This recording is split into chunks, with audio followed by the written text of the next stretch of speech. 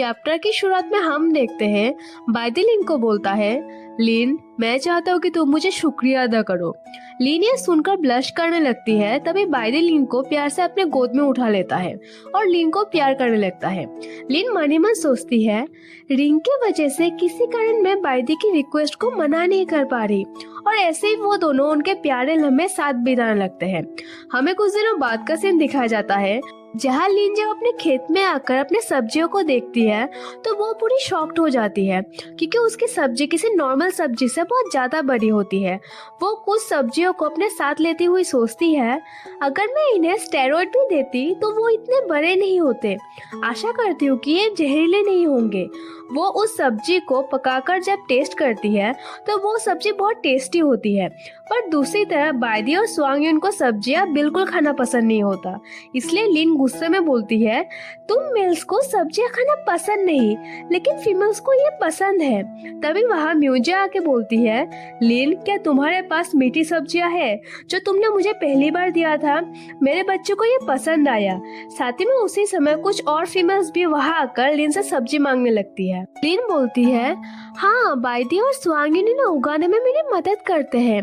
तभी म्यूजिया का मेट आकर बोलता है, क्योंकि म्यूजिया और बच्चे को ये पसंद है इसलिए मैं भी कुछ सब्जियां उगाऊंगा। अगर हम इसके लिए लिन से मांगते रहे तो ये अच्छा नहीं होगा। लिन ये सुनकर खुशी से उन लोगों को बीज देने के लिए राजी हो जाती है। सीन शिफ्ट होती है और अभी बहुत से मेल बीज लिन के दिए गए बीजों से खेती करने लगे और इसी के साथ ही रॉक वुल्फ ट्राइब की खेती करने का सफर शुरू होती है। दूसरी सीन में लिन दूसरों के और खुद के उगाए गए सब्जियों में इतना अंतर देखकर सोचती है, मेरी खेत की सब्जियां कुछ वियर्ड है। वे जल्दी बढ़ते हैं और इतने जल्दी बड़े हो जाते हैं। क्या वे आत्मा बन रहे हैं? ऐसा क्यों? तभी सिस्टम जवाब देता है, ये आपके शरीर में जो पवित्र वृक्ष के बीज है उसके कारण है। इसके वजह से प्रकृति आपके प्रति लगाव दिखाती है। लिन सिस्टम को ऐसे अपने सामने अचानक से देखकर सोचती है, ये कब आया? सिस्टम अपना बात कंटिन्यू करते हुए बोलता है, साधारण सब्जियां आपको खुश करना चाहेंगे और ये उनका तरीका है कि वे बड़े होकर वे कड़ी मेहनत करेंगे। लिन प्यार से एक छोटी सी सब्जी को छूकर सोचती है, तो इसलिए ये सब्जियां इतने जल्दी बड़े हो गए जैसे कि उन्हें स्टेरॉइड दिया गया हो। वो उन्हें थैंक यू वेरी मच बोलती है, पर लिन को ऐसा लगता है कि जैसे कि वो गोभी उसे रेस्पॉन्स कर रही थी। तभी स्वांगन वहाँ आकर लिन को मछली पकड़ने के लिए उसके साथ चलने के लिए बुलाता है। दूसरी सीन में वो दोनों नदी के सामने होते हैं जहाँ वो दोनों नदी में बहुत सारे मछली को देखकर खुश हो जाते हैं और स्वांगन बोलता है, इस बार मैं तुम्हें अपना वंडरफुल फिशिंग स्किल दिखाऊंगा। आधा घंटे बाद यून अभी मछली पकड़ने के लिए बहुत कोशिश कर रहा था पर वो एक भी पकड़ नहीं पाता। लिन ये देखकर मुंह बनाते हुए बोलती है, तुम मछली पकड़ने में बायदी जितने अच्छे नहीं हो, तुमने अभी तक एक भी नहीं पकड़ी। यून गुस्से में बोलता है, कौन कहता है मैं इसमें बुरा हूँ? मैं आज तुम्हें दिखाऊंगा कि मैं मछली पकड़ सकता हूँ। लिन ये सब देखकर ऐसे ही प्यार से मुस्कुराने लगती है। तभी अचानक से लिन देखती है एक के बाद एक मछली नदी से उछलकर लिन के पास गिर रही थी। लिन इससे खुश होकर सोचती है, कितनी अच्छी बात है, ये मछलियाँ अपने आप ही बाहर निकल आई। लिन चलते चलते वहाँ से थोड़ी दूर जाने लगती है। पीछे से यून जब एक मछली पकड़कर लिन को दिखाने के लिए पुकारता है तो वो देखता है कि वहाँ लिन नहीं थी। दूसरी तरफ लिन वहाँ से दूर आकर सोचती है, मैं बिना ध्यान दिए जंगल से अंदर आ गई। मैं कहाँ हूँ? मुझे अब वापस जाना चाहिए। तभी लिन को पीछे से कोई बुलाता है और जब लिन देखने के लिए पीछे घूमती है तो वो सांगे होता है। सांगे बोलता है, मैंने तुम्हें ढूंढ लिया।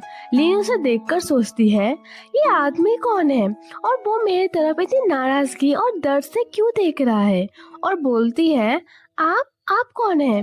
सांगे बोलता है, तो क्या तुम मुझे भूल गई हो? लिन उसे देखकर सोचती है, उसके उदास चेहरे को देखकर मुझे गिल्ट क्यों महसूस हो रही है?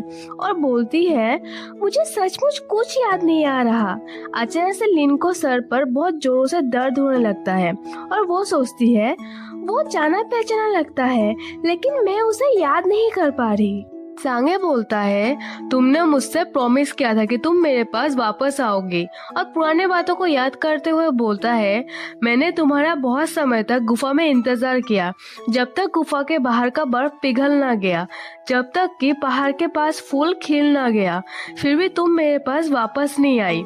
लीन ये सुनकर बोलती है क्या मेरे साथ ऐसा कभी हुआ है, और सोचती है उसने जो कहा वो अनफेमिलियर लगता है, लेकिन मैं सर में थोड़ी दर्द महसूस कर रही हूँ। तभी सांगे गुस्से में बोलता है तुमने मुझसे झूठ बोला। लिन डरती हुई सोचती है उसकी आंखें हत्या के इरादे से भरी हुई है।